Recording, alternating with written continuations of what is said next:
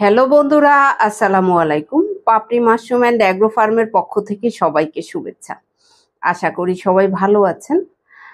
শ্রদ্ধেয় উদ্যোক্তারা যারা নতুন চাষ শুরু করছেন, অনেকেই জানেন না যে আপনার চাষঘরটা কিভাবে পরিশোধন করবেন।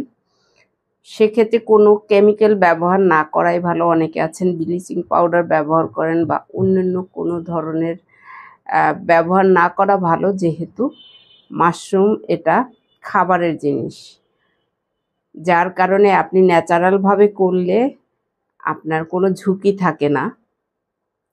নিম পাতা পানিতে ফুটিয়ে যখন পানিটা লাল হয়ে যাবে, সেই পানিটা ঠান্ডা করে আপনি আপনার চাষঘরে স্প্রে করলে আপনার চাষঘরটা জীবাণুমুক্ত থাকবে। এটা যখন আপনি চাষ শুরু করবেন তার আগে এই কাজটা করে নেবেন, এবং যখন আপনি চাষ শুরু করবেন তখন সপ্তাহে হোক, 10 দিন পরে হোক, 15 দিন পরে হোক বা মাসে একবার হোক, চেষ্টা করবেন নিম পাতার পানিটা এভাবে ফুটিয়ে ঠান্ডা করে স্প্রে করবেন।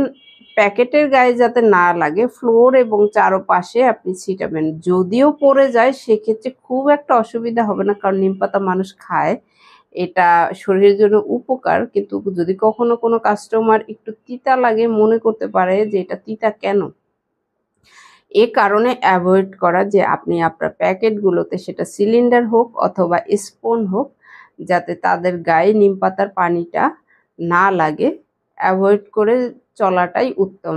তবে আমাদের পায়ের সাথে অনেক জীবাণু আসে, চেষ্টা করবেন আপনি বাহিরের জুতা হাউজের মধ্যে প্রবেশ যাতে না করে আলাদা জুতা ব্যবহার করবেন, আলাদা স্যান্ডেল ব্যবহার করবেন, তাহলে জীবাণু থেকে আপনি অনেকাংশেই মুক্ত থাকতে পারবেন। এমনকি পিঁপড়া বলেন, এই তিতার কারণে পিঁপড়া, তেলাপোকা এইগুলো অনেক দূরে থাকে, খুব একটা দেখা যায় না। আশা করি ভিডিওটি দেখে উপকৃত হবেন। যারা জানেন তাদেরও মনে পড়ে যাবে, এবং যারা জানেন না তারা জেনে নেবেন যে আপনার চাষঘর কিভাবে আপনি জীবাণু মুক্ত করবেন। আশা করি ভিডিওটি দেখে উপকৃত হবেন। ভালো থাকুন, সুস্থ থাকুন এবং নিজ ঘরে ঘরে মাশরুম চাষ করে নিজের পুষ্টির চাহিদা মিটিয়ে তুলুন। ভালো থাকুন। আল্লাহ হাফেজ।